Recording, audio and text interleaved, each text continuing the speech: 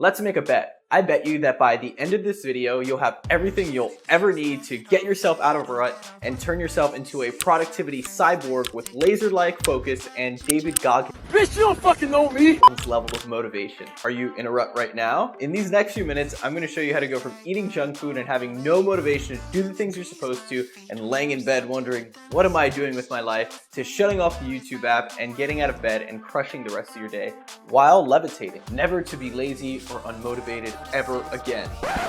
Okay, well maybe you won't be able to levitate and focus like you're on the limitless pill by the end of this video, but what I will promise you is that you will feel at least 10% better by the end of this video.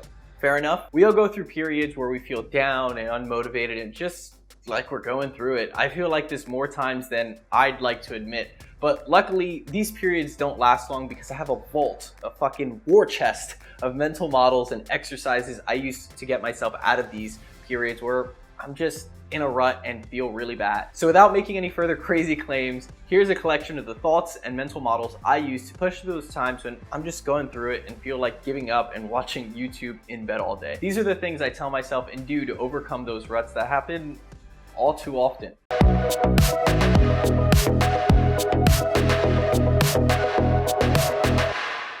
What am I feeling right now? Why am I feeling this way? What am I gonna do next? These three questions have saved me more times than I can count. They're so simple but so effective at getting me out of my own head and getting me focused on what my next steps are.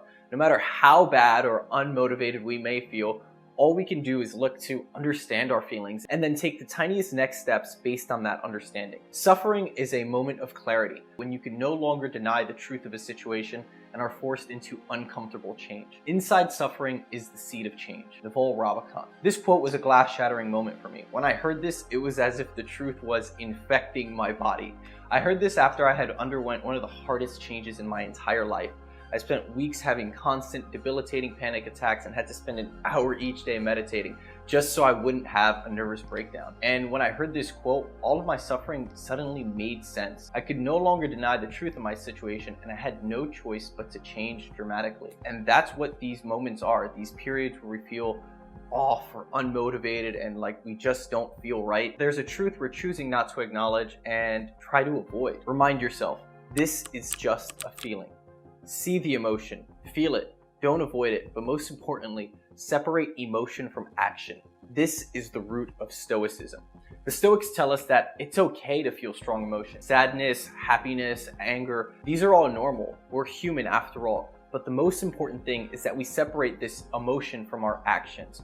As a practitioner of Stoicism, it is our job to seek the truth in a situation and act on it, regardless of how we may feel. Look internally for solutions, not externally. This is hard. Consumerism tells us that the solution to all of our problems is just one purchase away. A new watch, a new car, a new pair of sneakers, anything to try and fill the void.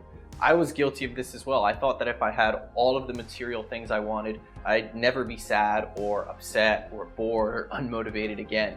Thousands of dollars spent on designer clothing and accessories later, and I was still unhappy. The only worthwhile long-lasting solutions are internal. You must find them for yourself. This is what makes emotional pain so difficult. There is no external solution. You must go into the pain to search for the solution. Only when you understand your pain can you truly fix it. When life gets tough and I need to simplify things, I remind myself that at any given time, I am in one of two possible places. I'm either in the problem or in the solution. Becoming aware of where I'm at, I can then make the choice. That is a quote from a friend of mine who is in Alcoholics Anonymous and struggled with addiction for years of his life. And anytime he's going through one of these down periods, this is exactly what he tells himself. Emotional pain is a great way to spot check yourself. When you feel that something is wrong, investigate it rather than ignoring it. You have to first acknowledge that something is wrong before you can start to fix it. Getting upset will never help things. Yes, I'm looking at you, Karen. Solutions require change, and change requires action. It's so easy to try and rationalize why right now isn't the perfect time to make the changes we know we need to, but choosing not to make the change is a choice as well. In Alcoholics Anonymous, a common phrase is, how's that working out for you? Your actions and choices determine your outcomes. If you continue to make the same choices, you'll continue to get the same results. And if you're hesitant to change, just ask yourself, how is your current situation working out for you? Don't seek treatments, seek cures. It's so easy to look for a quick fix when we're struggling that it becomes the default. Open up your phone and check social media for a quick dopamine hit to make you feel better. Drown yourself in junk food, video games, and maybe even worse, partying and drugs. They may make you feel better in the moment, but they won't cure the root of the problem. They'll likely just create more problems in its place. Get out of the mental and get into the physical. Physical action helps you get out of the hypothetical, imaginary world of overthinking and anxiety. Focusing yourself and your body on movements and what's going on in the real world is the best cure for when your mind is racing and putting you down. As the saying goes, depression hates a target in motion. Focus on what you can control. Whenever you're feeling unmotivated or overwhelmed or stressed out, it's likely because you're spending energy in the wrong direction. Instead of worrying about the past or what may happen in the future or anything else, just use that energy and focus it on the one thing you can do right now to move you in the right direction. All we can ever do is acknowledge how we feel, try to understand it, and then take positive action. That's it. Don't make mountains out of molehills. There's an old Zen proverb that highlights this point extremely well. A Zen teacher points to a bowl with a rock and a boulder inside it, and he asks the students, "Is the bowl heavy?" And they respond, "Yes." The Zen teacher says, "Only if you pick it up." So much of our struggles and inner turmoil is our own doing, spending too much time worrying about the future or worrying about what we should have or shouldn't have done.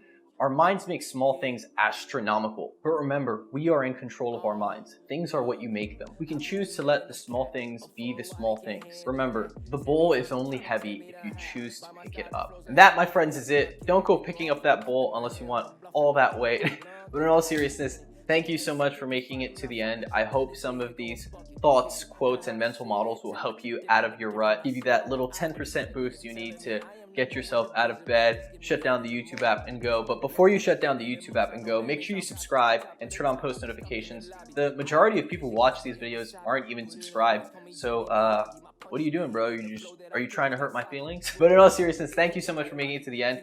Make sure you follow me on Instagram for some fashion and lifestyle content and more sneak peeks of the videos that I'm making before they're released. You would have seen a sneak peek of this one if you follow me on Instagram. And as promised, I finally got that haircut. I'm styling it. It still looks a little crazy because I did it pretty fast, but I'm styling it in this long, curly sort of vibe. If you guys want to see how it goes, see how I do it, then let me know if you want to see an updated hair video. I am occasionally straightening it out too. I can show you how I do it curly and I can show you how I do it long. We can do that, make a whole video on that. But let me know what else you guys want to see from me. Thank you so much for watching. Make sure you follow me on Instagram and sign up for my newsletter, and I'll see you guys very soon. We're gonna be posting a lot, posting once, twice a week now. It's consistent. It's time to step it up. All right, guys, see you soon. I'm good, watch how I cook. Keep a close eye on your bitch, cause she just might hit me up. I run it like a gump, I do what it does, you feel me?